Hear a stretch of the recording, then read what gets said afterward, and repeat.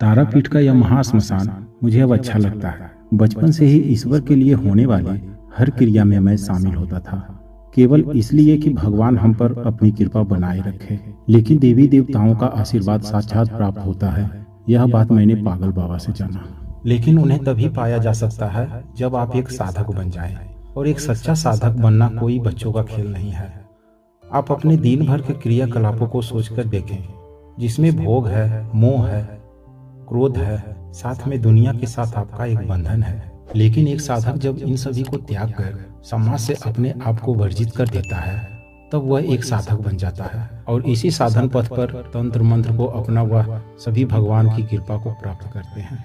पागल बाबा एक अघोरी तांत्रिक है, इसमें कोई दो राय नहीं, क्योंकि उन्होंने जो साधनाएं की है वह एक अघोरी ही कर सकता है। पागल बाबा से मैं कैसे मिला यह तो आप सभी को पता ही है। लोग इन्हें पागल बाबा कहते हैं, जो कि उन्हें पसंद भी है, लेकिन शायद किसी ने भी कई सालों तक उनसे बात करने की कोशिश नहीं की, या फिर उन्होंने ही किसी को अपने साथ मिलने जुलने नहीं दिया।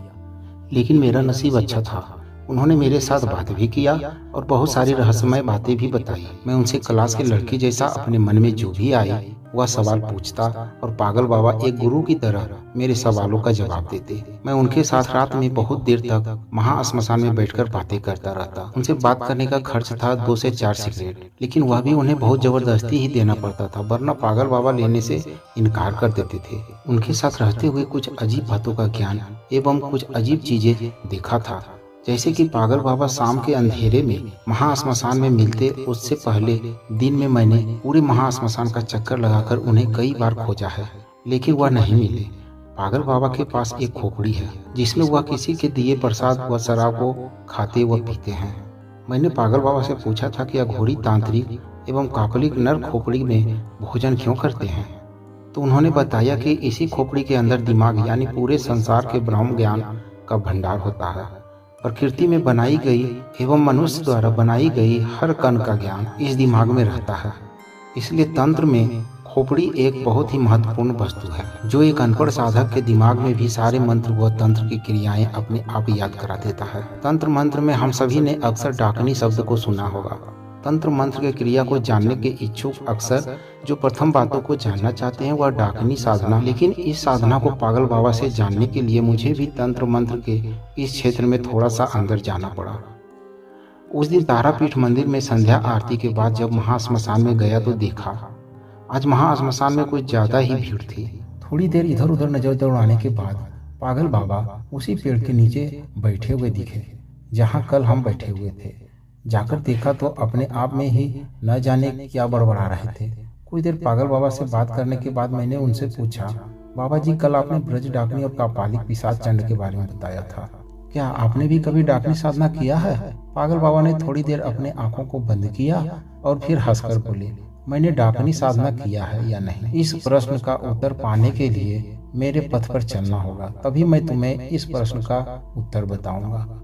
मैं उनके किसी भी बात को नहीं समझ पाया। बाबा जी मैं समझा नहीं, आपके पथ पर उतरना होगा मतलब?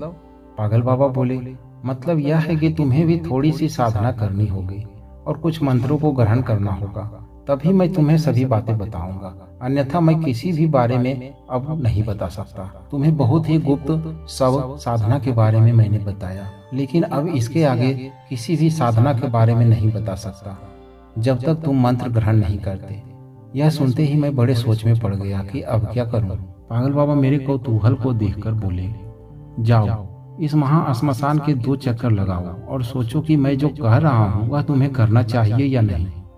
पागल बाबा के कहे अनुसार कुछ देर इधर उधर घूमते सोचता रहा कि मैं यहाँ क्या करने आया हूँ। क्या मुझे तंत्र मंत्र के क्षेत्र में जाना चाहिए? अगर कुछ मंत्र मिल ही गए तो इसमें क्या वह मेरे ही भलाई के लिए होंगे या फिर शायद मेरा बुरा भी हो सकता है। यह सब कुछ सोच रहा था, लेकिन दिमाग मानो हिप्नोटाइज था कि पागल बाबा पर मुझे विश्वास है, वह जो भी करेंगे मेरे भलाई के लिए ही करेंगे। मैंने निश्चय किया कि साधना करूंगा। साधना यानी कि देवी देवताओं की आराधना। और इसमें सोचने वाली क्या बात है। मैं पागल बाबा के पास गया और बोला, बाबा जी मैं तैयार हूँ, आप बताइए मुझे क्या क्या करना होगा। पागल बाबा बोले, फिर से सोच लो तुम्हें करना है या नहीं। मैं बोला, बाबा जी मैंने सोच लिया है, और वैसे भी देवी देवताओं की साधना करना कौन सी बुरी बात है। ठीक है फिर चलो। इतना कहकर पागल बाबा मुझे उस जगह पर लेकर आए जहाँ पर चिता जलाई जाती है। उस समय वहाँ पर एक चिता जल रही थी। पागल बाबा ने चिता से कुछ ही दूरी पर मुझे बैठाया और एक जलती चिता की लकड़ी को मेरे सामने रखकर पागल बाबा भी बैठ गए। फिर अपनी पोटली से एक माला निकालकर मेरे गले में डाल दिया और मेरे सिर पर हाथ रखकर कुछ मंत्र पढ़ने लगे।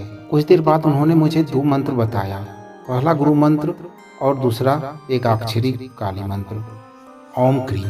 पागल बाबा ने बताया, यह एकाक्षरी मंत्र देवी काली के सभी रूपों की साधना में किया जा सकता है और यह मंत्र देवी चिंतामणि काली का प्रमुख मंत्र है। इस मंत्र का जाप तुम्हें शाम से लेकर आधी रात तक महाश्मशान में बैठकर करना है। 3 दिन 4 दिन या फिर पूरे 1 सप्ताह ब्रह्मचर्य का पालन करते हुए इस मंत्र का जाप करना है और जिस दिन यह मंत्र तुम्हारे लिए सफल हो जाएगा उस दिन मैं स्वयं आकर तुम्हें मंत्र जाप से रोक दूंगा। लेकिन एक बात का ध्यान रखना, पूरे मन से इस मंत्र का जाप करना, क्यों यह देवी काली का मंत्र है और अगर कोई चूक किया तो उसका फल भी तुम्हें ही भुगतना पड़ेगा। चलो अब जाओ और कल से यहाँ पर आकर साधना को शुरू कर देना। उनके कहे अनुसार उस रात मैं अपने कमरे में लौट आया। पागल बाबा ने कुछ बातें और बताई थी, जैसे कि ब्रह्मचर्य का पालन करना। क्योंकि मैं एक जवान लड़का था इसलिए मेरे अंदर किसी लड़की व महिला के प्रति आकर्षण बहुत ही स्वाभाविक था तथा उनके प्रति गंदे विचार आदि ब्रह्मचर्य में मुझे इन सभी विचारों को त्यागना था। पागल बाबा ने सख्ती से कहा था कि देवी काली के साधना के दिनों में किसी महिला व लड़की के आंखों में एक टक देखना भी मना है। अगर उन पर आंख पड़ जाए तो तुरंत नजरों को दूर किसी दूसरे दृश्य पर व्यस्त कर दो। मन में गंदे विचार आते ही भगवान का ध्यान करो और साधना करते वक्त अगर डर लगे तो तुरंत गुरु मंत्र को पढ़ मुझे याद करना, सभी डर भाग जाएंगे। पागल बाबा ने मुझे तांत्रिक मत से गुरु दीक्षा दिया था और वह मेरे तंत्र गुरु बने, क्योंकि कोई भी तांत्रिक एवं अघोरी बिना गुरु दीक्षा के कभी भी किसी को मंत्र नहीं देते। अगले दिन से मैं साधना में बैठ गया। कितनी बार मंत्रों का जाप करना था इस पर कोई पाबंदी नहीं थी। आधी रात तक जितना भी हो सके उतना जाप करना है। पहले दिन मुझे थोड़ी कठिनाई हुई, लेकिन पागल बाबा ने उसी पेड़ के नीचे मुझे जप करने को कहा था जहाँ वह बैठे रहते थे और वहाँ पर हमेशा अंधेरा रहता है, इसलिए पहले दिन अंधेरे में आंख बंद करके जप करते हुए थोड़ी सी घबराहट शुरू हुई। 4 दिन तक जप करने के बाद 5वें दिन आधी रात को मुझे एक ऊर्जा की अनुभूति हुई। आंख बंद करने के बाद जो अंधेरा रहता था वह हटकर अब एक प्रकाश में धीरे धीरे परिवर्तित हो रहा था। पूरा शरीर मानो हल्का होकर हवा में उड़ रहा हो और मेरे आसपास क्या हो रहा है उसका मुझे कोई ज्ञात नहीं। उस दिन साधना के बाद जब मेरी आंख खुली तो देखा गोधूली बेला का समय हो चुका था। 5वें दिन के बाद से मुझे रात का ख्याल नहीं रहता था। एक बार देवी काली मंत्र का जाप करना शुरू किया तो गोधूली बेला में ही आंखें खुलती थी और दिन प्रतिदिन एक ऊर्जा की अनुभूति हो रही थी जो लगातार बढ़ता ही जा रहा था। भूख व नींद भी कम हो गए थे। इस तरह मुझे पहली बार पता चला कि तंत्र मंत्र में कितनी शक्ति होती है। 8वें दिन रात को मैं अपने साधना में खोया हुआ था। उसी समय ऐसा लगा कि कोई मेरे सामने आकर बैठ गया है, लेकिन फिर भी मैं अपने जाप में लगा रहा। उसके बाद 1 सेकंड के लिए बंद आंखों से मुझे एक दृश्य दिखाई दिया जिसमें मैं बैठा हूँ और मेरे चारों तरफ एक लाल घेरा है। कुछ देर बाद पागल बाबा की आवाज़ सुनाई दी। मंत्र पढ़ते पढ़ते एक अलग ही आनंद में खोया हुआ था, इसलिए शायद उन्होंने 2-3 बार मुझे बुलाया। आंखें खोलकर देखा तो पागल बाबा सामने बैठे थे। इन 8 दिनों में पागल बाबा रात में भी मुझे महाश्मशान में नहीं दिखे थे, क्योंकि उन्होंने कहा था कि जब तुम इस साधना के अंतिम चरण पर पहुंच जाओगे तब मैं आऊँगा। मेरी आँख खोलते ही पागल बाबा बोले, अब तुम साधनाओं को सुनने के काबिल हो, अब जाओ और आराम करो।